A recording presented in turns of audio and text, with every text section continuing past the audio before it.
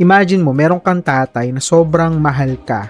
Okay? He gives you a gift, pero dahil hindi mo alam na gift to, feeling mo kailangan mo magtrabaho para mabayaran siya. Okay? And sa totoo lang, libre na yun eh. Ganyan din si Lord.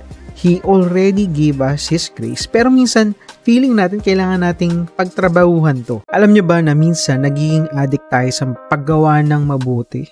Don't get me wrong, okay? Okay lang naman syempre na gumagawa ka na mabuti, pero minsan, hindi pala dahil gusto natin i-glorify si God, kundi minsan, para ma-rewardan tayo o makita tayo ng tao. So, we tend to experience this. So, ang tanong ko, are we fully aware of these things? Actually, let me share you my personal experience. Bata pa lang ako, nasa simbahan na ako actually, doing a lot of things, editing, directing, kahit ano pang ministry work, game ako dyan. Sobrang saya. Pero alam mo, kung ano ang na-realize ko later on, hindi ko na pala ginagawa itong mga bagay-bagay na to entirely for God, kundi para maramdaman ko yung approval ng tao at ang Diyos. Today, let's talk about the trap of pagiging addicted sa paggawa ng good deeds and how grace plays a huge role in changing the mindset. Let me share also another story nung high school years pa lang. So, nung high school pa lang ako, actually, nakilala ko na si Jesus. I accepted Him as my personal Lord and my Savior. Pero, kung magiging honest tayo, hindi naman talaga natin masyado pang naintindihan yung ginawa natin yun. Okay? Ako, ginawa kong yun. Okay? I love doing things in the church, editing videos, making short films, all for ministry. Nag-enjoy ako dahil it boosted my confidence. Tapos laging sinasabi ng pastor ko na ang galing ko daw. And the thing is, okay, the more I serve, the more I thought na kailangan ko itong gawin para sa reward ko. Akala ko na ang daming answered prayers dahil sa time na nagmi-ministry ako or nagsiserve ako kay Lord. Pero alam mo, parang napunta yung attention ko sa sarili ko instead na kay Lord actually. So, dumating din yung time na sobrang focus ko sa ministry, napabayaan ko na yung pamilya ko. And alam nyo, I thought ministry was everything. Pero nakalimutan ko na yung first ministry talaga is my family. It was one of my regrets actually. And based on the scripture, okay, Ephesians 2:8-9, for by grace, you have been saved through faith, and this is not your own doing. It is the gift of God, not a result of work, so that no one may boast. So tingnan natin to.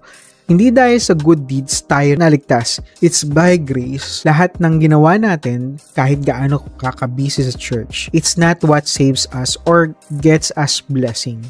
God's grace is freely given. And don't get me wrong, it's not bad to serve the Lord. But we must ask the question, why or what is the purpose or what is our motive of serving the Lord? Okay? So parang ganito. Imagine mo, meron kang tatay na sobrang mahal ka. Okay? He gives you a gift, pero dahil hindi mo alam na gift to, feeling mo kailangan mo magtrabaho para mabayaran siya. Okay? And sa totoo lang, libre na yun eh. Ganyan din si Lord. He already gave us His grace. Pero minsan, feeling natin kailangan nating pagtrabahuhan to. Sabi nga ni Timothy Keller, the Christian gospel is that I am flawed, that Jesus had died for me. Yet I am so loved and valued that Jesus was glad to die for me. This leads to deep humility and deep confidence at the same time. Hindi dahil deserving tayo, it's because God loves us despite our flaws. Kaya dapat alisin natin yung mindset na kailangan nating mag-good deeds para sa reward. Kasi ginawa na ni Jesus lahat eh. Wala na tayong pwedeng gawin that God could love us more or God could love us less. God just loved you. It is what it is. The problem with a good deeds addiction. So, number one, maging epekto niyan actually. Maging self-entitled tayo. Alam mo na, naging problema ko din to actually eh. So, minsan, ang feeling ko, dahil ginagawa ko to for God, He owes me. I prayed na parang entitled ako sa sagot niya, thinking na God should reward me for everything I do. And that's what I'm trying to say earlier. It is not really a bad thing that you're serving the Lord. You're taking time to do things in the ministry, to volunteer. It's not bad at all. But the thing is, kapag naging entitled na tayo. Sabi nga ni C.S. Lewis, a proud man is always looking down on things and people, and of course, as long as you are looking down, I cannot see something that is above you. So kapag self-entitled tayo, sa good deeds natin, hindi natin napapansin na nakatingin tayo sa sarili natin at hindi kay God. We lose sight of grace. And the distorted view that what I'm talking earlier about serving is minsan masyado tayong nakafocus sa gagawin ko to para bigyan ako ni Lord ng reward. Kaya nawawala yung joy of serving God. Parang ginagawang transactional and ang relationship natin kay Lord. What my realization is that I was really addicted to doing good deeds. Not for God's glory, pero sa personal gain. Sobrang gracious lang ni Lord kasi kahit gano'n, He still love us. And He wants us to focus on His grace, not on what we can earn. Kung nakaka-relate ka dito, challenge ko is to reflect. Okay?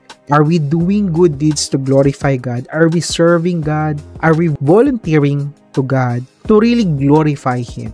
Or para i-please lang yung sarili natin kasi nakikita tayo nagvo-volunteer, kasi nakikita tayo nagsaserve, we get approval, we get praise from other people because we're helping.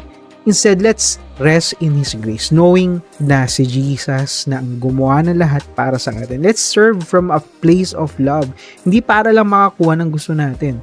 Sabi nga sa Titus 3:5, He saves us not because of works done by us in righteousness, but according to His own mercy, by the washing of regeneration and renewal of the Holy Spirit. It's all because of His mercy and grace. So let's serve from that truth. Kung nagustuhan nyo yung video na to, don't forget to like and subscribe at share nyo to sa mga kaibigan nyo who might be struggling with the same thing. Remember, it's all about grace, not what we can do for God. Salamat sa panonood and God bless.